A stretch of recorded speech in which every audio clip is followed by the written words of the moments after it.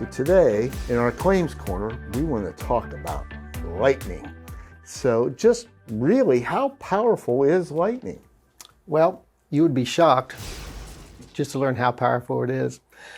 Actually, if you're looking at a bolt of lightning, it can pack up to 100 million volts of electricity.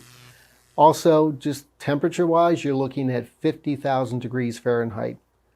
That's a lot. And we've actually seen and read where lightning, when it strikes, can actually have the power to break up brick, concrete, send shrapnel debris flying through the air, break up roads, so it's quite powerful. The common myth is that lightning never strikes in the same place twice. That is not true. We have many insureds that have suffered multiple lightning strikes at their buildings. Do we see many claims with lightning in our insurance agency? We've seen almost $1 million worth last year. This year, it's even on the rise over that. And it's just the damage that is suffered from these lightning strikes. Things that really are affected, anything electrical within a building, HVAC units, you're looking at fire alarm systems, security alarm systems, soundboards. They're very expensive. They get hit often. You're also looking at internet access, Wi-Fi, computers. So we've even had situations where elevators within churches, buildings, have been damaged from lightning. So is there anything we can do? I mean, if you get a little power strip and you plug your computer into the power strip, doesn't that take care of it?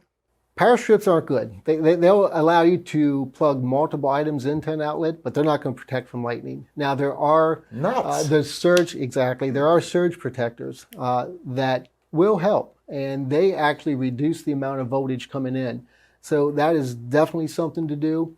Something else, if electronics are not being used, unplug them.